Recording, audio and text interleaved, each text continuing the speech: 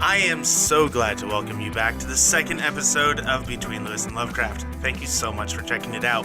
This show is all about learning more about the authors that have inspired us and diving into the stories that they not only created, but lived as well. So join us as we explore the worlds that live just out of reach.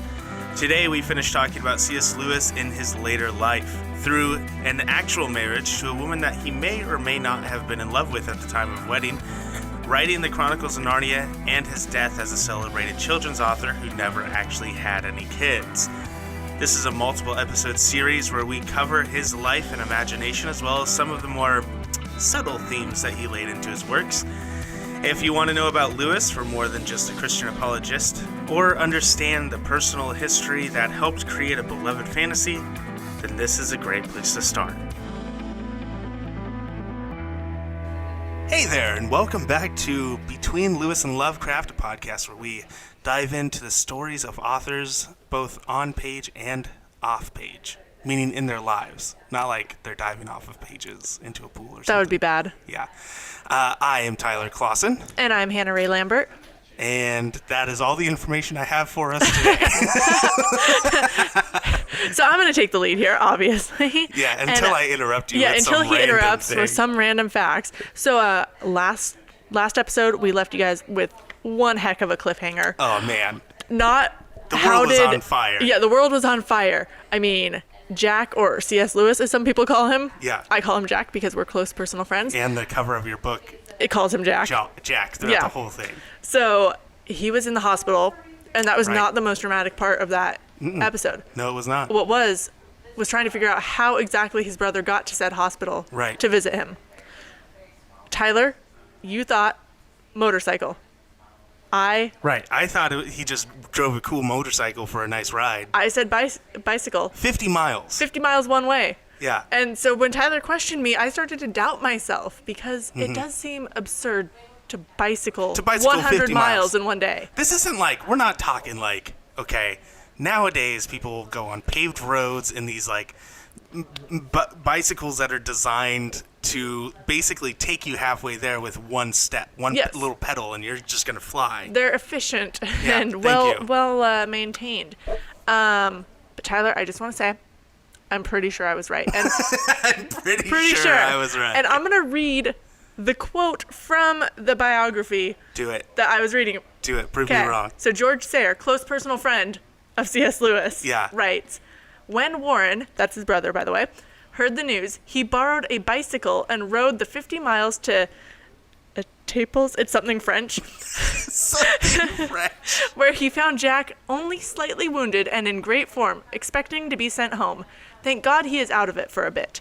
To cycle 100 miles in one day was a great achievement for Warren, who was neither athletic nor energetic. Okay. So I'm on the bicycle. I mean, he used really pedal power. The period in that sentence is the defining factor is he said he's not athletic. Yeah. And you don't have to be athletic to ride a motorcycle. The only thing I'd say is, like, we're talking about English people, right? Like, and they call elevators lifts, right? They're like, my mobile phone, right? Like, I'm just saying, maybe in England or France, they're like, oh, the bicycle with the motor on it, and they get all weird about the way.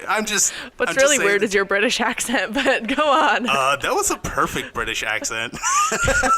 I could be British. You probably are. A little bit. You're secretly British. But yeah, so hopefully you all agree with me. If I could have an English accent all the time, I would do that. Okay. All right. Sorry, you didn't see me making all of my faces. She made some weird faces. They were not great. So real quick, just to get this in there, like, we do want to talk about the fact that we are at the Book Nook. Yes. Hanging out. Megan has let us, yet again, she's opened up her door to let us come and set up in the middle of this store. While people are still shopping. Yeah, they're going to hang out, read some books, and listen to us talk about. Poor fools. Yeah, they have no idea what's coming. So thanks to Megan for all of this. Yeah, so if you're in the Canby area, you should definitely come check out the cool Book Nook. And if you're not, drive your motorcycle 50 miles. Yes. Maybe not your bicycle. Hey, it's How good far for away your is that? health. That'd be like North Portland, right? That'd be like Vancouver-ish. Oh, I mean, Portland's like 25 miles, I so... thought it was further than that. Nope. You're right. We're talking It just feels that way with traffic. Yeah, you're right. Yeah. You're totally right. Ride to Portland and back twice. I know people that have done that.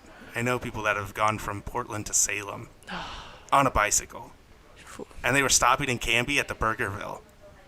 And I was like, hey, friend. And they're like, hey, what are you up to? I was like, nothing. I'm just being fat, eating fast food. And they're like, we're being really athletic. And also eating fast food, but we're going to burn it off. Worth it. Yeah, I'm not about that life. Yeah, me either. Yeah. All right. Thank yous out of the way. Yeah. We'll talk about it more later. We I'm will. Sure. Megan's awesome. We'll mention her many times. So last time we had talked about Mrs. Moore. Right. And Real quick, just to get this out of the way, too. C.S. Lewis did live. Oh, yeah. We were kind of like doing the bait and switch thing. Right. That He definitely lived. He definitely lived. I don't know if you're familiar with C.S. Lewis, but he went on to have a very successful career, which we're about to talk about. Yeah, let's talk about his books. Yeah, so after his military career, he returned to Oxford and had a thriving academic career and was really able to write a lot more. One of his early books was Spirits in Bondage, which he actually published under a pseudonym in 1919. That one was very well reviewed, but it didn't sell well. And he had that problem with a lot of his early work, actually. Yeah, and from what I was reading, even him getting it published was kind of the publisher taking a bit of a risk on him because...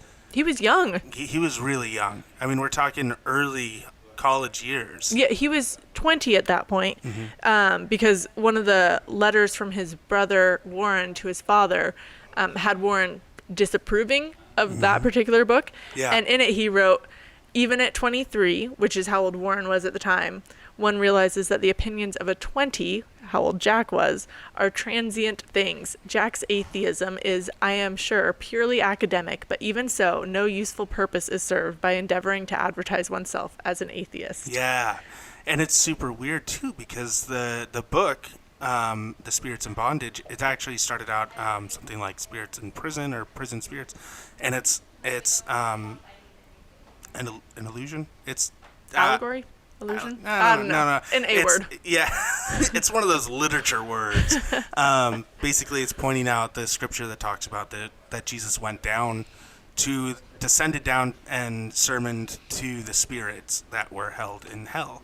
And so it's super interesting that even at this time, as an atheist, a prominent atheist, like, there's no part of Lewis that likes God or Christ at all, right? And yet he's still, this is a big part of his life. It's a big part of his upbringing and what he is dealing with in his thought life. He's rolling around with all these thoughts. So I just thought that was interesting. No, it is. Do you have any idea as to what would make all of his works kind of have that religious undertone when he is, like you said, 100% atheist? Do you want my opinion as just a random person or my opinion as a Christian? Oh, opinion as a Christian. Yeah. To me, as a Christian, I view it as someone who is working through his own faith. I think ultimately he's, and I'm actually currently doing this. I'm wrestling with a lot of what my upbringing was and where I stand on a lot of things, and I'm super not where I was even 5 years ago before I got married, but it never leaves my mind. Every thought, is like, do I really believe that, or should I believe it differently? Or why do I believe this? Is it because my dad told me I needed to believe that, or why do I follow this way? Am I doing it just because I don't want to believe that? And I think that's kind of what Lewis was doing at this point. I mean, he is still young, and I mean, he's an intelligent guy, but he's still young. Your brain doesn't stop forming until you're 25 years old, so he is still processing a lot of that stuff. And so, as a Christian, I'd say that he is wrestling with a faith that he does. There's a seed. There's something there. He wants to deny it as much as possible, but it's something that he can't get rid of. You know what I mean? Yeah. And that makes sense. But I can also step out of that Christian background and upbringing and faith that I have and just be like, everybody back then was either very Christian or very not Christian. And he was around people like the Great Knock, who the Great Knock was not Christian. He was not. He was an atheist, a staunch atheist, and he brought Lewis up thinking about these things. And when you're really trying to prove that you're not something, you spend most of your time telling people how you're not that thing. Like when I got pulled into a multi-level marketing scheme. Oh no. The thing that they tried to prove the most is that they're not a pyramid scheme. Yep. So I was like, you're obviously a pyramid scheme if all you talk about is how you're not a pyramid scheme. So yeah, that's just that. So he's clearly a Christian because all he talks about is not being a he's Christian. not a Christian. I'm not a Christian, dude. I swear to God, I'm not a Christian. So yeah, I can straddle the line on both of those where some people will be like, I don't think that that's fair to be like, oh, he's a Christian even if he doesn't want to be one. You're right. It's not fair to say that, but I do still kind of have that opinion. That seems fair. But yeah, so, I mean, obviously he was getting published as early as 20 years old, so he was kind of off to a good start there.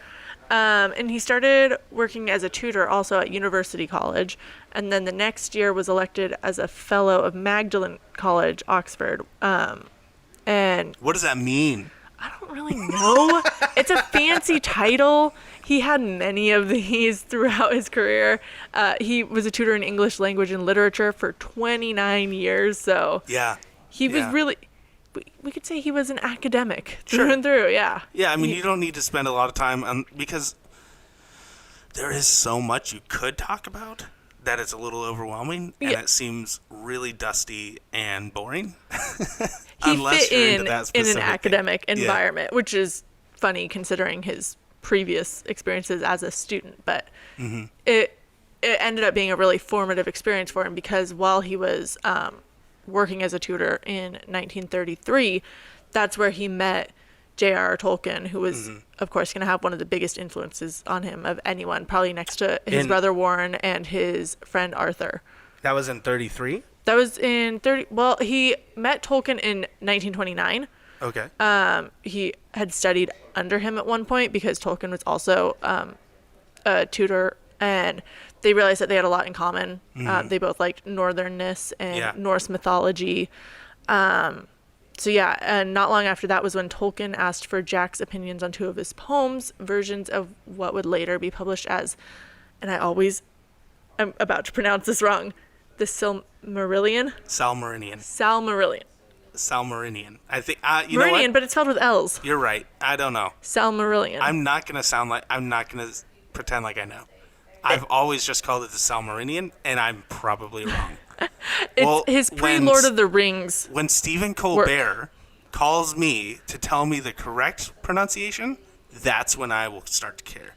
I'm glad Stephen Colbert has had such an influence on your life. Stephen Colbert is like one of my favorite people in the entire world. Stephen, please call him and tell him how to pronounce this. Please, Stephen, please. I think it's Silmarillion. But anyway, so Tolkien gave him those to read, and Tolkien apparently didn't appreciate any of the improvements that Jack suggested, but he did like his enthusiasm and suggested they meet weekly so he could read. I don't like what you're saying here, buddy, but I like your moxie.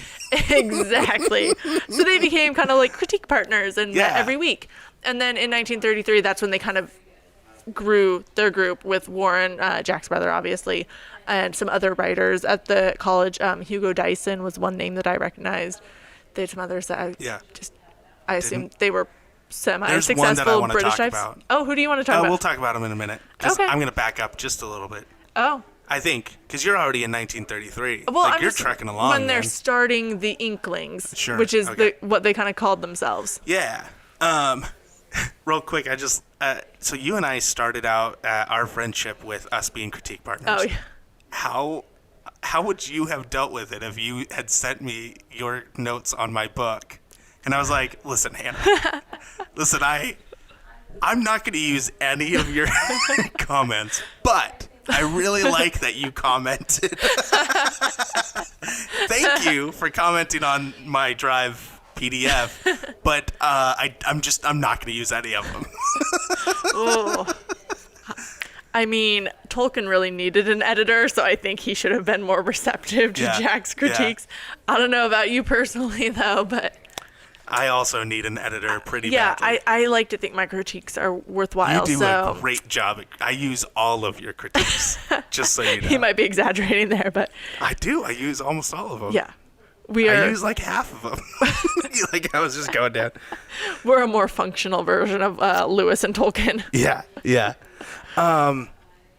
So, real quick. No, I don't have anything. All of my stuff, I guess, is for later. Because when did he write the Pilgrim's Regress? Oh, we're going to get there. Oh, we're not there yet? No, we're not there yet. Okay. So, around the time that he was meeting Tolkien and kind of some of the other guys that would become the Inklings, was around the time when he found God again, officially. Mm-hmm. In 1929 was sort of when that started, and that was around the time his father died. Yeah. Do you have any thoughts on that? No, the only thing that I saw, and again, I spent a lot less time reading in the back half of this book. I would normally just open up a random page and try and read a few, like a page or two, and then move on. But what I did see was that his moving towards accepting God was very slow, like very slow. Where it started out, it wasn't even, before he wouldn't even have the conversation, right? Again, to me, that's just proof in the pudding of like, don't want to have this conversation. But I don't want to talk about it. Yeah. I don't want to talk about it, Dad. But he wouldn't have the conversation, and then slowly he started to come to the realization that he needed to have the conversation, and then soon it came to a point where he was like, there is a God in the sense that there's an absolute, but there's no telling what that is. It's unknowable. It's completely effable, and what's the point? But to help my logical thinking, I do have to accept that there's something there. Yeah. Right? And that's kind of where... And then I jumped forward like 3 chapters in my book, and he's a Christian now. So yeah, no, it was so definitely a slow process, and largely influenced by the long talks he was having on Christianity with Tolkien and Hugo Dyson. Side note, let's bring back the long walks thing, because these guys seem to do it all the time. They're walking around campus at all hours of the night talking about God and stuff. And yeah. I mean, it seemed to have... Did they talk about the one specific instance where he really kind of started to change into not just a God believing, but a Christian? You mean the one like particular night that he was talking with those guys? It did. I don't have any notes on that though. Do you remember like specifically what their arguments were? Not the arguments themselves, but so it was Hugo and Tolkien and Lewis, and they went for a walk. As they do, because they're nerds and that's all they do. And it was like super late. It was like 2:00 in the morning. And at one point, they're all arguing and they saw a gust of wind. Yes. Right? And I like how excited he got over that. I remember that part, because then Jack was like, oh my gosh, that's like some physical proof. Yeah. And that didn't quite put it over the edge yet into being There's a Christian. still discussion that needed to happen. With Jack, there's always a discussion that needs to follow behind anything. He needs to think through it. And that's what they did. They talked about it. And this whole idea of like, when in Latin or something, the word for wind is the same as breath, is the same of life. And so this wind really started to mess with him and his thinking. And then Tolkien was too tired. He's like, yo, dude, it's 3:00 in the morning. I need to go to bed. I have a wife and like 4 kids and like... I'm writing an entire world. It's not a big deal. So he goes to bed, and then Hugo and Lewis go back to their place, and they're just, still chatting until like 4 a.m. And then it's like the next day, Lewis is like, yeah, I think I'm starting to move towards this. And it was weird because he sent a letter to Arthur, his best friend, which we talked about in the last episode. He sent a letter to Arthur and said, hey, this happened. I'll write more in a couple of weeks when I have a chance. And then in that 2-week period, it almost seemed like he regressed. And he, like in the first letter, he's like, hey, I'm a Christian now. Guess what? Blah, blah, blah, blah, blah. And then in that later 2 weeks period, he's like, I've really got to think through this if like it's really a viable choice, you know? And so it's interesting how he keeps, in this time, he's wavering in that. Yeah. Which I think is honestly, I think that's important. Well, yeah, with any big change in your life, you're going to have doubts. Yeah. And this decision that people, I don't know, and we can get into a really big theological debate pretty quickly, but to me, it's just crazy when people put so much stock into that first initial, like, I'm a Christian now, and they're like, praise the Lord, yeah, and it's like, that's not how it works. Like, the mind doesn't just completely change like that, no matter how much you want to hope that it does, and hope that this Holy Spirit comes down and creates a revelation. Like, we don't change like that. It takes so long for us to change, and I think that Jack being willing to be honest about that in himself and be logical, I think that's really a good example of how people can pursue that relationship. Yeah, it's probably a lot healthier than, say, if you feel that initial, like, excitement about something new, and then you try to, I don't know, fake it almost.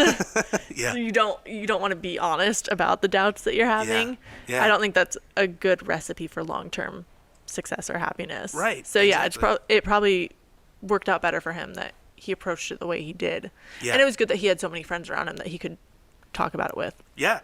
One of those people, and you asked about it earlier, I guess I'll talk about him now, is Charles Williams. I didn't know who that was. I don't know who he is either, but in my book, The Narnian, they talk about him quite a bit. A lot?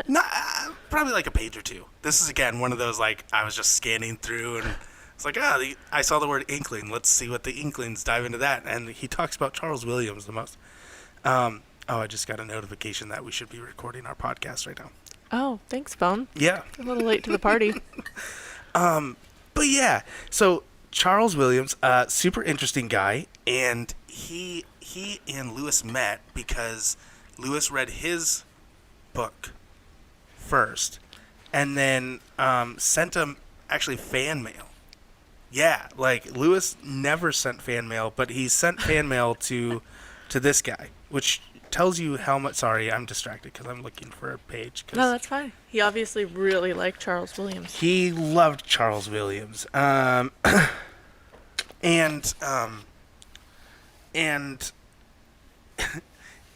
Charles was really weird. Like, he wrote really dark books that, like, Tolkien had read and was like, nah, like, he's good, but nah, I don't like his stuff.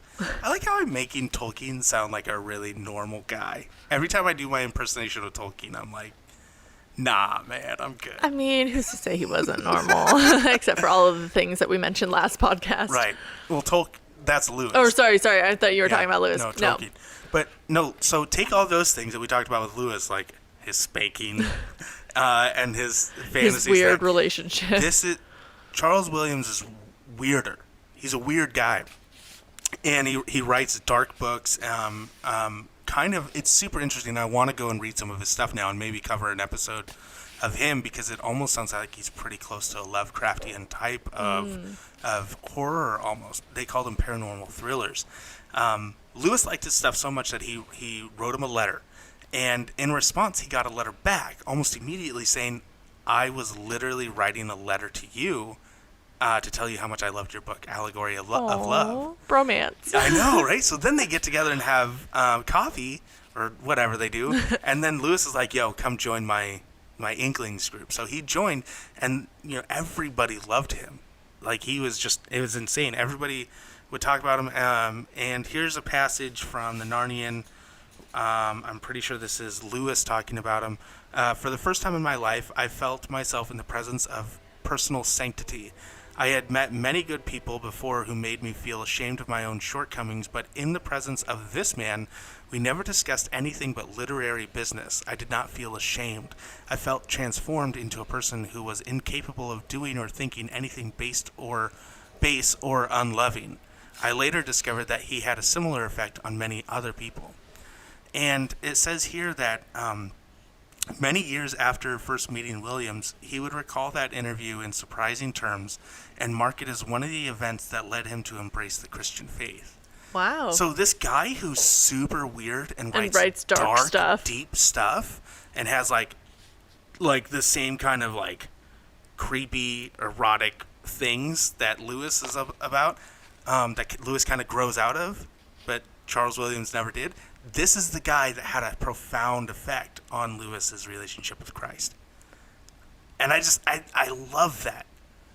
So, full disclosure, as someone who's not really religious at all, I think one of the most interesting things about reading about Lewis and his friends like that has been how much I've learned about the concept of Christianity and how it doesn't have to just look like your typical churchy type, like uptight, any of the mean stereotypes you want to go into. It's like these are guys who obviously had a lot of vices and had really non-traditional paths to finding God and their religion. Yeah. And I think that's been one of the eye-opening things about this. Yeah. Which I would not have expected from C.S. Lewis. Going into this, I was like, oh yeah, he writes about God. He's a churchy guy. He's a church guy. Yeah, exactly. And that's why Lewis has always been one of my favorite authors, because the more you discover about him, the more you discover he is just a man.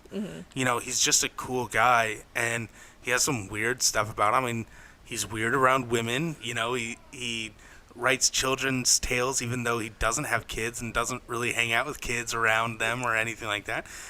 He hangs out in bars with his literary friends talking about philosophy and medieval literature, but then he writes about demons and hell and heaven, and I'm like... Well, and even, I mean, we'll get into this more later, but even his Christian books are like from a very weird perspective, like the Screwtape Letters. They're written about demons talking to each other. It's like, it's not typically what you would think of as Christian literature. Right, exactly. And that's something, we can get into it more. I'm excited to talk about that. So, but yeah, I just really, when I was really encouraged by the Charles Williams character in this story of someone who is living his life, you know, and he really, what I got from that is he's a genuine person. He's not trying to be anything.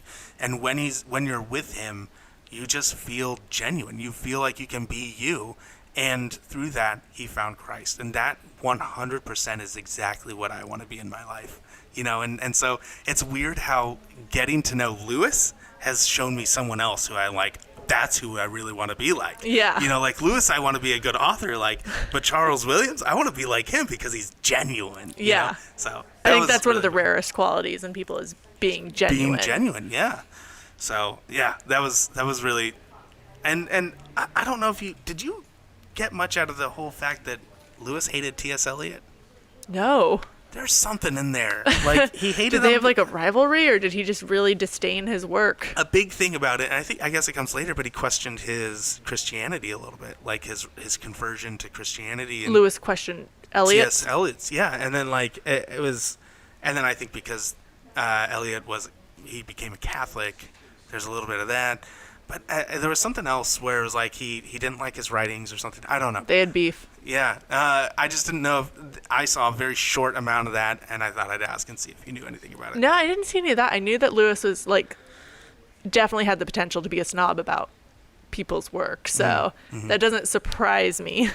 Yeah, he definitely was, because he's a professor of literature. Yeah, so. He was very kind of ritualistic in certain aspects, especially poetry, but I'm sure prose as well. Sure. Yeah. I know you had mentioned The Pilgrim's Regress. Yeah. And this is kind of where we are. That was his first novel after becoming a Christian. Yeah. Did you have any thoughts on that? Just, so it was interesting, just the idea that it's the first novel he wrote as a Christian. He has no idea where he lies on this Christian, you know, like, what do Christians write about? Right? So he takes the Pilgrim's Progress and kind of amalgamates it into something that he would write, you know, and puts in his own thoughts and things. And so I thought really, like, I know a lot of people, even he himself, have like been like, yeah, I don't really like this that much, but it was a good starting place for him. And I think every writer has that. You have to have your starting place so that you can always look back and be like, at least it's not as bad as that stuff. Yeah. You know, like. And it's like he's starting his career over again from that point, is how big of a shift it is. Which is an impressive undertaking. Yeah, it is. So, I mean, I haven't read it, I'm kind of interested in it. I've got the Pilgrim's Progress at home that I want to read, and then I want to read the Pilgrim's Regress just because I want to see what the difference is and all that. But yeah, that's the only thought I had on it, is that it was him trying to get started. Yeah. And then not long after that, World War II starts. Mm-hmm. So at this point, he's lived through almost 2 world wars. Yep. What a time. So he was living with the Moors then, of course, and they actually took in child evacuees from London and other cities. And this was the first time he'd really been around kids.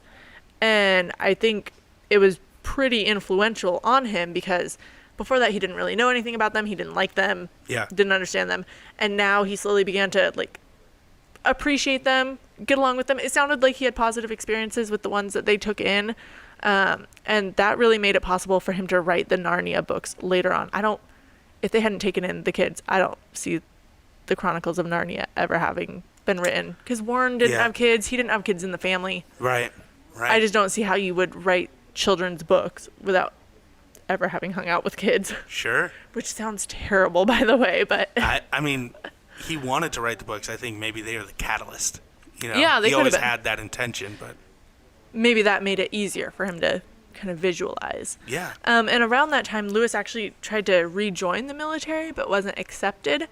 The recruiting office suggested he write columns for the Ministry of Information, and I thought this was interesting and kind of inspiring. He said he did not want to write, quote, lies to try to trick the enemy. I'm like, oh, my man Lewis being principled and stuff. Yeah, because you're in journalism, yeah. so you, like, that probably is a big deal for you. That sent up red flags for me. I'm like, I'm not going to just write what you tell me to if it's not true, even if we are at war. Wow, that's crazy. Yeah. So he turned down that, but between 41 and 43, he did speak on religious programs through the BBC while London was under air raids, and those broadcasts were really important because they got compiled into Mere Christianity later on. Mm-hmm. Yep. And that's a big book. Not a big physically book, but a big, like... Have you read it? Yes, I have. Twice. And I barely remember any of it. But I do know, because I read it when I was 20. Okay. And this is when I started my deconstruction of my own faith. And that's where I started, because I was like, I love Lewis, and I want to get down to what are the basics of my faith. And that's what Mere Christianity is. It is something that a Catholic, a Protestant, a Baptist, Lutheran, like anybody can read, and it is aimed towards Christianity. If you wanted to just be like, what is Christianity about? Like, that's what this is about. And so it's a great place, I think, in my mind, I think it's something that, like, every high school graduate should get, if they're a Christian or something like that. Obviously, I'm not interested. Yeah. But like, if I was still a youth leader and my kids and my youth group were getting ready to graduate, that would be something that I'd give them. I'd be like, look, you need to read this as you go into college, and you're going to be surrounded by the world and all that. Then you need to understand what are the basics of your faith, because we're bombarded. We are brainwashed from a young age to just sing along to the worship songs and pray to God. And it's like, come on. You need to know why you're doing it. You need to know where it comes from. And that's exactly what Lewis was all about. I mean, he loved literature. He was good at Latin because he needed to know where English words started and where they came from. Mm-hmm. And so that's what he was really good at, is dissecting all of that and breaking it down. So, yeah. Do you remember if when you read it, could you tell that it was like different little segments all compiled like that? Like, yeah, it's definitely each chapter feels like it was its own broadcast, basically. Which I didn't even realize it was broadcasted until after I had read it. Well, it seems like Lewis was he did that pretty often, where he would write short little snippets of, complete writings, but then combine them later. Yeah, exactly. I think because he is a professor, he only has so much time to actually write, and then he's writing letters to people, and so a lot of his works are just compilations of his thoughts. Yeah.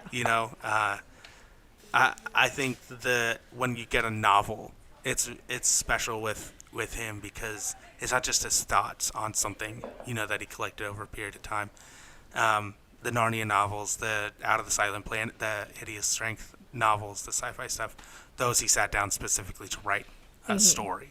All of his other stuff is just, that's what he's thinking about right now. Yep. So that's what he's going to write about right now. So yeah, I think there's a little bit of a difference in that. Yeah. And then after, or around the same time that he was doing the broadcast for the BBC, he got the idea for the screw tape letters. And I thought this was interesting. George Sayer writes about how Lewis got the idea. In 1940, he had been sick for a while, which had prompted him to sleep on Sundays instead of go to church. And so he thought of writing a book of letters from an older devil to a young devil who was just starting to work on his first patient. Right. Which basically means they're trying to take them away from their faith, and he would need to undermine the patient's faith in prayer. So that's kind of how that idea came, which I thought was really interesting. Yeah, and I don't want this to become a Christian podcast. No, like, that's not what we're doing. But that's so much of what he was writing. It's so much about what he's doing. But this, and I've read half of this one 3 times. Really? I cannot get through this book because it's so. I was about to say it, wordy. Well, how can a book be wordy? You can't have a wordy book. But it is such It's dense. It's not even dense. It's just such a different type of English that I'm used to, that reading it takes a lot of work. It takes a lot of work to read, which is great because that's part of the aesthetic of it. That's part of the fun of it, is like you're getting a look at somebody's writing that you should not be allowed to read, right? And he didn't write this for you. He wrote it for his nephew, who would get this perfectly fine. So it's such an interesting book, and even from a non-Christian perspective, even just from an analytical perspective, it gives you an idea of like how our brains work. That there's always that metaphor of the demon and the angel on your shoulder, and I don't think we ever lose that, right? Because we're constantly like, oh, is this the right thing? Is this the wrong thing? And Screwtape Letters is, just as a fictional book, an interesting way of looking at psychology a little bit. And it was really well received, too. Yeah. I mean, he originally wrote it as a series of 31 letters. After that, he sent them to the Guardian newspaper, and they were published one a week until like the end of 1941. But after that, some book publisher, she had read a couple of the letters, and she was like, hey, we got to publish this right away. So it sold out before it was even officially released. Really? And they reprinted it 8 times in, I think, the first year. Yeah, 8 times before the end of the year. Jeez Louise. So people loved the Screwtape Letters. Because there's nothing else like it. No, Nobody, even at that time, like, demons and angels, that wasn't a thing. Like, nowadays, it's so kind of cliche to have demons and angels fighting. Yeah. But back then, people really didn't care. I mean, maybe they believed in it, but it wasn't big in the pop culture or anything like that. So I think, honestly, this maybe might have been... was just different and unique. Yeah, I think it's a big deal. And that's when Jack's real success began, I think. That's when people started writing him so much that he had Warren basically take on kind of secretarial duties. Yeah. He kind of, was his point person, and Warren would pretty much continue doing that for the rest of Jack's life, pretty much. So yeah. I thought that was really interesting. He enlisted his brother for that, which I don't want to say how Warren felt or anything, but Warren was also a writer, and I have to imagine it was kind of hard for him. So I don't know this much about Warren. Did he actually release? Did he get published? I don't know how successful he was. I think he had a couple things published, but I don't know if they were novels or not. But I mean, maybe one day we'll have to do an episode on the works Warren. of Warren. Right? the underappreciated Lewis brother. Yeah, the better Lewis. The secretary. Well, but that's the thing, though.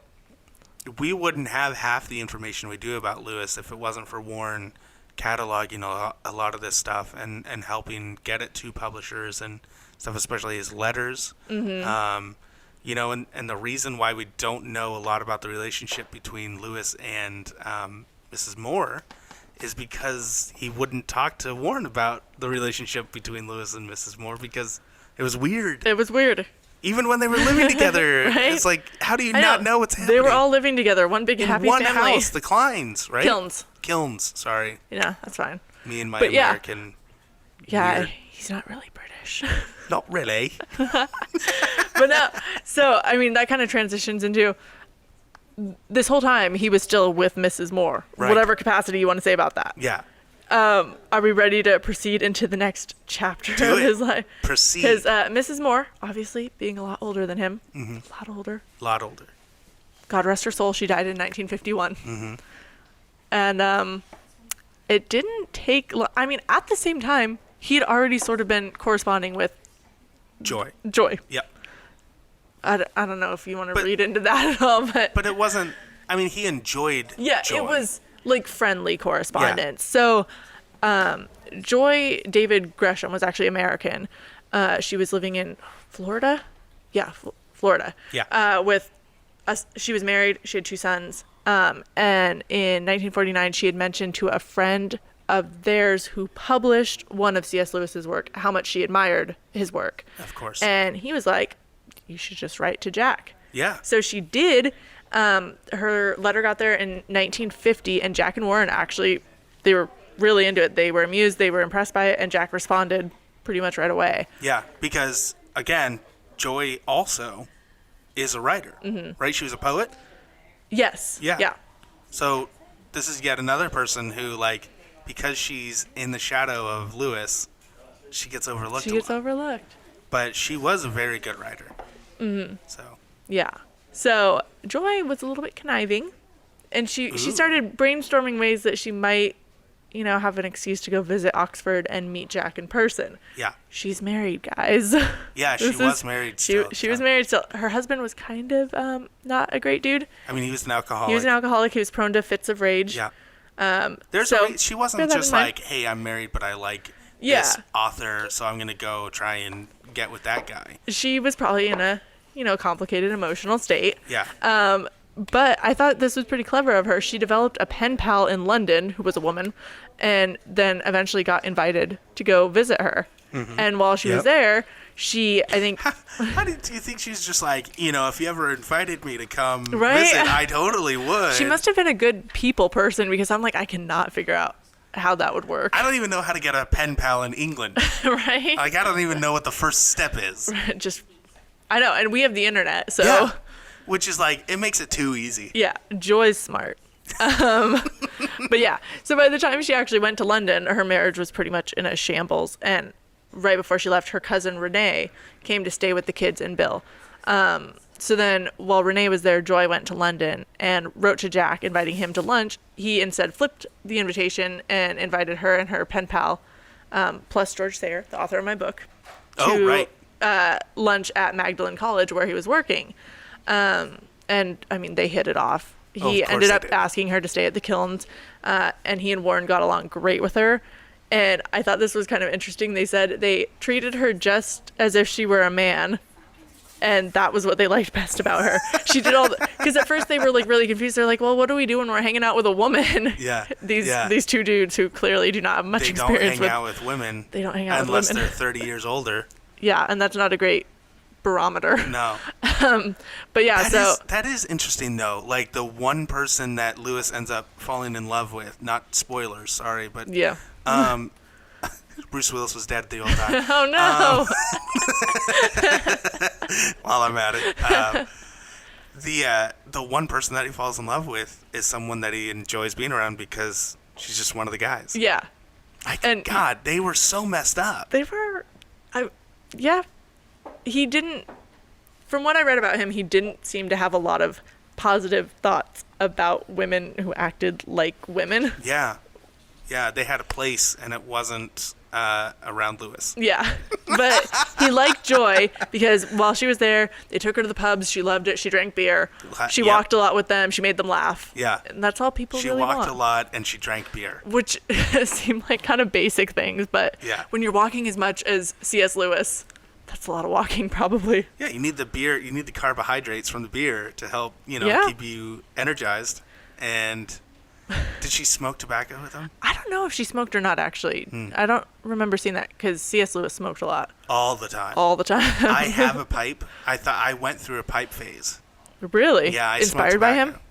Yeah, pretty much. I mean, I'm not going to deny it. I would see pictures of Lewis and be like, well, Lewis did it. So Kids don't smoke. But I did smoke tobacco for a while. I stopped when I married my wife because she's like, no. Yeah. I was like, Good all call. right, I love you, and it's not that important to me. But when I did it the most was when I was writing the first draft of my first novel, and I would write for like 6 hours at a time, which I don't know if you've ever done that.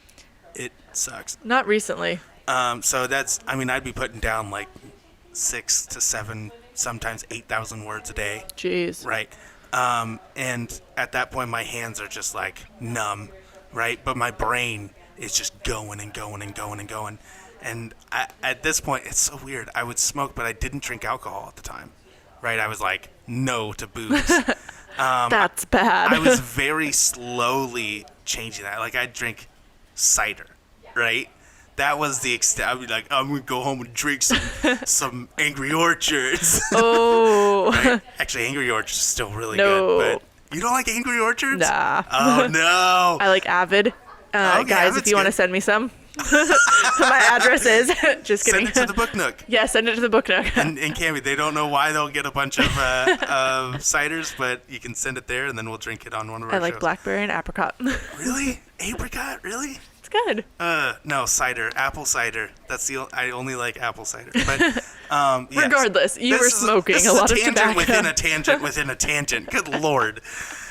Anyway, let's back up a little bit. I would smoke because my mind is just reeling, and so like just that small buzz that I'd get off of the tobacco, I'd be out on my porch on this super shitty little couch, and I'd just be smoking and reading Narnia or something. You know, at that point it was probably Mere Christianity or something, and I would just be, blazing away on my tobacco pipe. Okay, so Ian Lewis. this is why Tyler is C.S. Lewis, and I will never be successful. They were both not great in school, and they had a smoking problem.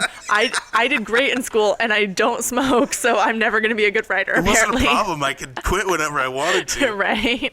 It really wasn't ever a problem. I literally did it because Lewis and Tolkien did it. And I've got my pipe. They I were don't think bad influence. I'll probably do it when my son is born. I'll probably smoke my pipe again just to be like, nah, I got a son. I'm sure Lewis would approve of that. Right? Yeah. He who never had children. But yeah, so Joy, to my knowledge, I don't know if she smoked or not. Probably. Everyone smoked. Whatever. They ended up meeting again in December of the same year.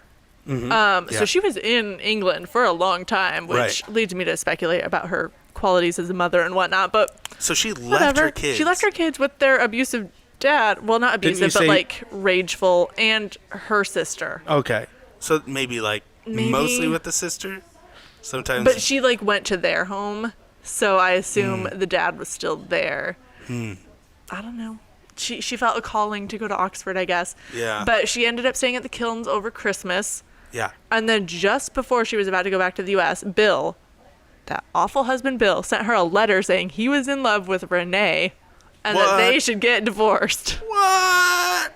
Holy cow. Yup. This is like some straight Riverdale type stuff. That was the first CW drama show I could think of. What's another one? Give me something. Gossip Girl.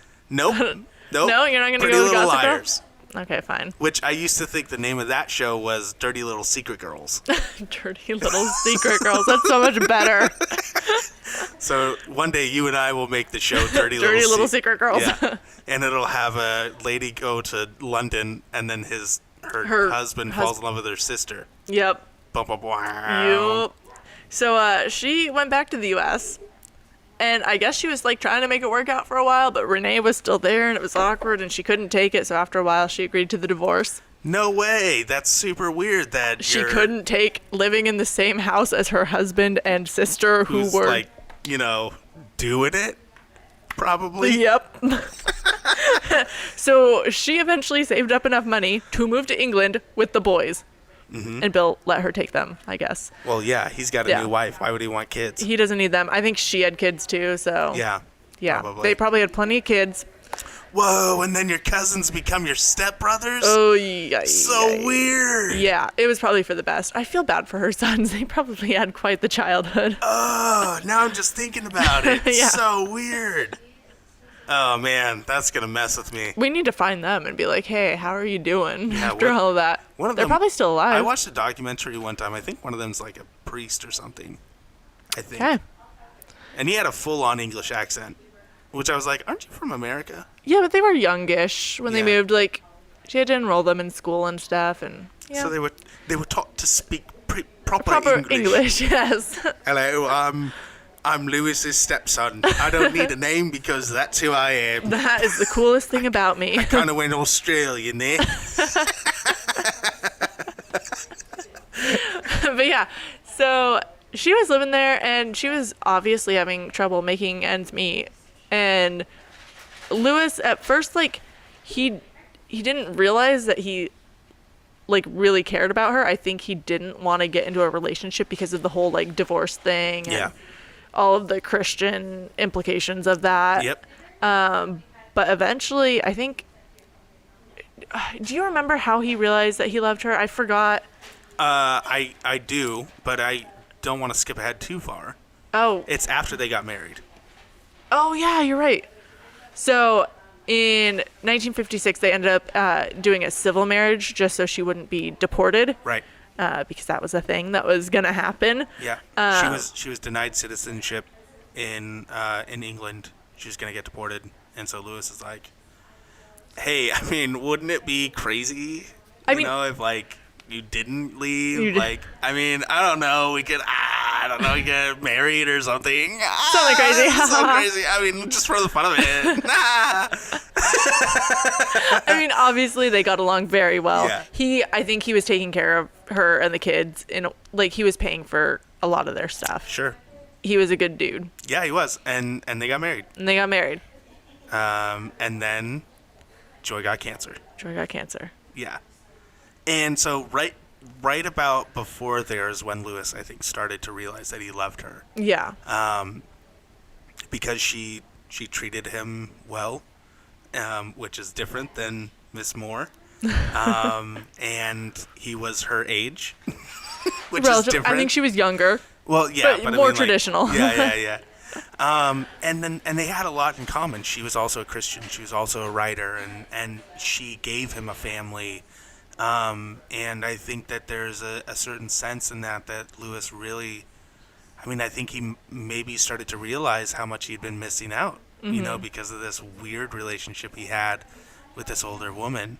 So I think he really started to fall in love with her. And then she got cancer, and I think it kind of went hand in hand. I think that really nailed it in for him. Was like, oh, I'm gonna take care of you now. Yeah. And I'm gonna take care of you because I love you. And it was during that process of Lewis, I mean, like hand over foot taking care of her, that she started to realize that she also very much fell in love with him. Well, I think she loved him first and was more open about it. Really? I think he was the kind of cagey one at first, and she was like, okay, I'm not going to push it too hard. Interesting. Yeah. Yeah. But I don't know if we want to talk about Narnia now, because this is around the time that he was also... Yeah, we've got a few minutes left, so let's, I mean, whatever else topic you want to jump into, it's probably a good move. Okay. So he wrote all of them in a super short amount of time. Yeah. I don't know. I mean, he finished Lion, the first one, in 1949, and then The Magician, which was the last one that he wrote, in 1954. Wow. So that's 7 books in like 5 years. Yeah. Real quick, this is before Joy died? Before she died. Yeah. So around the time when like their relationship was really blossoming, yeah. and around the time when she was getting cancer. Yeah. So he wrote basically his most famous works, or his most enduring works, I would say, that are Sure. popular in mass media. Yeah.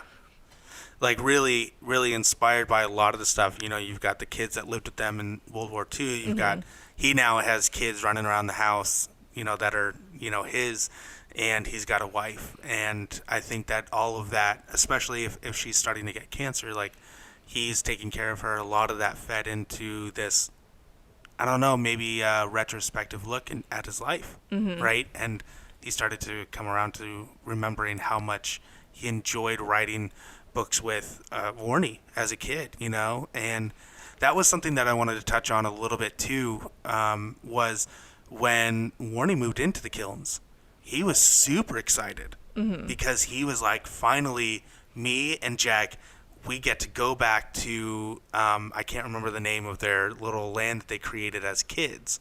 Oh. Where it's a huge inspiration on Narnia. And, I mean, they grew up working on this land and talking animals and, the history and the lore that comes into it. I mean, if you want to see where Narnia started, it's this project, I don't know what else to call it, that they did as children. Ooh, that's my text phone. My wife is telling me to get Panda Express, so. Very important. Yeah. Panda Express, our very first sponsor, who didn't pay us anything. So, like, it's super interesting. So he moves into the Kilns, and he's like, hey, Lewis, or Jack, we're going to redo this thing that we did when we were kids, huh? And Jack was all like, nah, dude, like, we're grown-ups now. Our relationship is stronger than that. And it was really interesting, the letter that Jack wrote to Warren saying, like, we have more things in common than this thing from being kids. We've lived an entire life, and we can find more. And then he goes and writes Narnia. Right? Yep. Like, isn't that insane? But yeah, that's my little tangent. So after he had written them, 1956 then was when he and Joy got married, and then later that year they did the actual, like, bedside hospital marriage, the for real Christian one. Yep. But the next year she made a recovery. Yep. And they, traveled a bit, and they had some happy years. But then her cancer came back in 1960, and she died when she was 45 and Jack was 62. He did okay after her death. I think obviously he was sad about it, but right. I mean, it didn't derail his life. He still continued having a successful career. He wrote a lot. Well, and specifically, he wrote A Grief Observed, which is him working through that grief of losing Joy. So it's not something that's easy to just pass over. I mean, an entire movie was made about their love. I don't know if you know about that. I haven't. Shadowlands. It's about C.S. Lewis and Joy, falling in love and getting married and falling in love. And, the proper order, obviously. Right, yeah. With Lewis, some orders are always a little bit off, which we're going to get into in a second. But yeah, A Grief Observed, and it's something I haven't read yet, but I'm very interested in reading because from how it's been described to me, it is an argument that he has with God. And that's not new to me, right? That's something I do weekly. So I'd be very interested, and I think it's something that, maybe it'll help me understand a lot of people around me. I've got a friend who lost a brother and a child in the same year. I've got friends who they lost their father just a few months ago. I've got friends who a friend of our family committed suicide, and my uncle adopted his daughters. So, like, trying to understand that a little bit more, because I am at a point in my life where I'm like, I don't know, it doesn't affect me, and so I don't want to be so just kind of sociopathic about it. So read some Lewis. Yeah, exactly. Maybe it'll help me out. No, that'll be, because grief is like a universal human experience. Sure. We're all going to experience it at some point. So Yeah. I think that's one of those topics that can be very impactful for a great number of people. Yeah. Ultimately, he didn't live that long after Joy. Right. He wasn't a super healthy person. Obviously, we've talked about the Except smoking for a his lot. 3-mile hikes. Except for his hiking, but he smoked a lot. A lot. So And he drank a lot. He drank a lot. Yeah. So I don't think it should surprise anyone that he wasn't in great health, and I think it was ultimately his infected kidneys to the point of toxemia that kind of put him over the edge. Yeah. Although, with that being said, he did smoke until about a month before his death. I ain't gonna quit. No, he's not going to quit. He spent his final days reading his favorites, like the Odyssey and Plato's works, and it seemed very serene. And then one day, Warren found him on the floor. Oh, no. Oh, sad. So, interestingly, Clive died 1 week before his 65th birthday on November 22nd, the same day that The same hour that JFK was assassinated, and also the same day that author Aldous Huxley died. Yeah, didn't know about the other one. Conspiracy. Yeah. But no, the JFK thing is wild. Right? Yeah, I saw that. I was like, oh. I don't know. He got way overshadowed. Right? Everyone's like, oh, the president of America got shot in the head by a magic bullet. And Warren's like, but my brother fell. My brother. And he can't get up. He wrote about a lion. Yep. Speaking of which, now, yeah, that, and I mean, I'm sure that was pretty sad. But we have something more important to talk about. What's the proper order to read the Chronicles of Narnia? Okay. I'm on team the order in which he wrote them. Really? Which is with the Lion, the Witch, and the Wardrobe being first. Okay. And my pretty much sole reason for this is from the way it's written, the Lion, the Witch, and the Wardrobe feels like an introduction to Narnia. They don't start with the assumption that you know what Narnia is. Mm-hmm. You're kind of following along. You're following Lucy through the wardrobe and being like, hey, what is this magical world? Whereas the other books, I think you're going to tell me which one is the proper one, but I think I know the one that you're going to say. The other books kind of just throw you right into the action. So that is the reason that I think the order in which you wrote them is the proper reading order. But do you know what that actual order is? The chronological one? Yes. Okay. What is the written order? Oh, the written well, he wrote Lion, the Witch, and the Wardrobe right, first. But what are the rest of them? What's the rest of the order? Oh, the rest of the written in order. So the order in which he wrote them was Lion, the Witch, and the Wardrobe, Prince Caspian, Voyage of the Dawn Treader, Silver Chair, The Horse and His Boy, The Magician's Nephew, and The Last Battle. Okay. Wait, am I missing one? Nope, that's 7. Okay, yeah. Right? I think so. Lion, Caspian, Treader, and then what? Silver Chair, Horse and His Boy, Magician's Nephew. That's only 6. And The Last Battle. And The Last Battle is yes. 7. Yep. That's not how I'd read them. And I totally get why you would go chronological in the order of written. Written order, yeah. Like that's how a lot of people would go. But to me, the purpose of writing stories that have prequels and little, side things is to give the world more so that when someone comes in, they can experience it the way that you weren't able to as the author. And so when I write my books, when I write my trilogies and the prequel trilogies and the sequel trilogies, I'm going to write them. I'm going to write all my stuff. And I've gone through and told you all of my stuff, he right? He has told me. She says with a heavy sigh and like heavy eyes, like it's very intricate. Yeah, and I've written it, or not written it all, but I've come up with an idea that hopefully makes it so that it's easy to jump in, because you can jump in anywhere. But we don't need to go into that. But to me, the reason why he wrote specific books is so that you can be introduced to certain things in a certain order.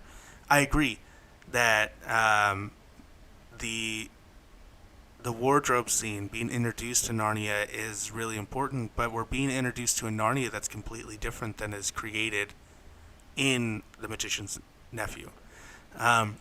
So to me, it's The Magician's Nephew, Lion, the Witch, and the Wardrobe, A Horse and His Boy. That's number 3. Ah, okay. And then Prince Caspian. And the reason why is because A Horse and His Boy takes place while the children have grown up in Narnia, like the first time that they're there, and they're becoming adults. Because I don't know if you remember or not, while they're in Narnia, they're there for a really long time. They grow up. Well, A Horse and His Boy takes place while they're the kings and queens of Narnia. right? So to me, that's just the coolest shit ever. Like, because you don't get that anywhere else. Yeah. They go back to Earth and they come back to Prince Caspian, and when he's called, and they're kids again. And then they just go straight back to Earth, and so yeah, for me it's Magician's Nephew, Wardrobe, and then Horseman's Boy, and then the rest follow. The Caspian Treader, the Silver Chair, and Last Battle. Nice. Yeah, that's my reading order. I mean, I respect that. Yeah. You're totally wrong, but... Megan, what's yours? She's not there. I'm here. Megan is the owner of the Book Nook. She's hanging out, listening to this entire thing, so... We're going to make her commit to an order. Yeah, what's your order? Are you chronological, or are you written? No, I'm written. Ah, Yes, she's written. she's written. Let the record show. All right, well... I like the excitement. I want to experience it the way the author did, and I like the excitement of going back and taking that. So if you can't hear her, she's saying that she likes experiencing it the way that the author did, which is totally understandable, but wrong. So, yeah, we've been going for Yeah, we're about an hour now, or maybe a more. little over. The one last thing that I'd like to just kind of talk about real fast is, and this is not defense of Christianity at all. Again, I don't want this to seem like it's going to be a Christian podcast. We're going to get into H.P. Lovecraft. Christ is not going to come into that conversation literally at all. I mean, I might bring it in because that's what I do. But no, it's not. I'll shut him down. No! Rest assured. Cthulhu is not a metaphor for Jesus dying and coming. No, it's not. But the one thing that I really wanted to kind of point out, and I wrote it somewhere, and it's gone. There it is. Basically, so you look at there's this big thing that happened in C.S. Lewis's life where he was very imaginative as a kid, and then as he became more atheistic and more philosophical and all that, more academic, he lost a lot of his imagination. And there's this real struggle within him that he sees within himself, that he has to make a choice, that he can't be both imaginative and logical at the same time. And and he starts to kill off this imaginative side. And that's where a lot of his poetry, like, you see a lot of that dying off. And then he starts to write academic works, and he starts to just kind of write essays and stuff. And then it's in his time that he's with Tolkien and Charles Williams and Hugo, what was his name? Hugo Dyson. Hugo That was Dyson. another one of the... And these things start to come back because he starts to see that his academic works can feed into the imaginative, right? And then he accepts Christ again. Or not again, but he accepts Christ, and he becomes a Christian. And that's when, you talked about this last week. I don't know if it was on the show or not, but you were kind of like, I don't understand why he, like, out of no... Oh my goodness, now, still Panda. Specifically what we're getting at, Panda. You were saying you don't understand how, like, out of nowhere, he wasn't a very good poet. He wrote one book of poems, and then suddenly he's just writing a whole bunch of stuff. And you see it after he becomes a Christian, right? And I think there's a really cool metaphor in The Lion, the Witch, and the Wardrobe that really parallels that, where you have this land that was once abundant, and it was, the tree of that gave the fruit that healed the kid's mom. Like, it was this magical place, and it was now just covered in frost. It still existed, but it's just empty and deserted and dead, and everything is just waiting. It's just waiting for summer to come, or for spring to come. And that is such a representation to me in Lewis's life, that he had this imagination, he had this fantasy in this magical world, and then as he left it and went more philosophical and academic, it just was overgrown with cold, and everybody was just waiting for spring to come. And finally, when Christ comes into his life, it springs again, and the magic comes back, and everyone is free. And you see all of that happen in his life in this great metaphor in that book. And, that was a great metaphor from you right there. yeah, I didn't read that anywhere. That wasn't from the Narnian. That was me thinking about that today while I was driving. I made the note while I was driving, so I was being very bad. I cannot think of a better place to end this podcast than that metaphor within a metaphor. You used a C.S. Lewis book as the metaphor for C.S. Lewis's writing career. Yep. There we go. That was something else. All right, guys. Thank you so much for hanging out with us if you made it this far.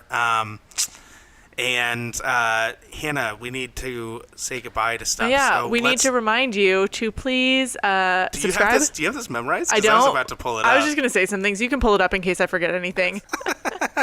Guys, I can't wait for next episode. We're going to be talking about H.P. Lovecraft for at least one episode. Honestly, Lovecraft is so interesting and so prolific and amazing, which is a word I already used. But also a hot mess of a person. Yeah, and he's just... Let's see if I can do a Lovecraft. He's just dripping with evil intention, with abundant ferocity and viscous of the mind. I don't know. That's my best Lovecraft off the top of my head. He is a horror sci-fi writer. Very, very cool. I'm very excited to get into him. So if you guys enjoyed this, please check out the next episode when it comes out. Cool. And in the meantime, you can find us on Facebook. And also, if you have any comments, you can always email us at lewisandlovecraft@gmail.com. Also, we want to take a moment to thank Jake Basson for our awesome intro music. Jake Basson! He's super talented. We are so appreciative of him taking the time to make this for us. And you can find his work at soundcloud.com/Jake Basson. And if you want to support our show, the best way to... Well, there's a few best ways to do it. One of the best ways that you can do it is to rate our show and review it, mostly on iTunes. That's where the biggest... people are and where people get found and stuff. So definitely, if you could just, literally 5 minutes, and really 5 minutes is probably more time than it actually takes. And if you don't want to go to iTunes, you can always do it on Facebook, right? That's the thing. Yeah. You can rate us there. I don't want you sitting over there going like, no, Tyler, don't say that. As far as I can tell, that's factually accurate. So leave us a 5-star rating, or fewer stars if you really hate us. But tell us why, so we can improve on it. Don't just give us a 1-star. Just tell us why. Tell us why. And then subscribing to our show. That's a great way, because then you get to stay on top of everything that we're doing, whether that's iTunes or Google or Stitcher. And as always, tell a friend. And just be like, yo, you hear this? This guy does a terrible English accent. It's so Australian, but like bad Australian. It is so Australian. Mate. I'm just never going to do accents. I don't want to put myself out there like that. Yeah. So, guys, thank you so much for hanging out with us. And, subscribe, tell a friend, leave a review. Peace. Peace out.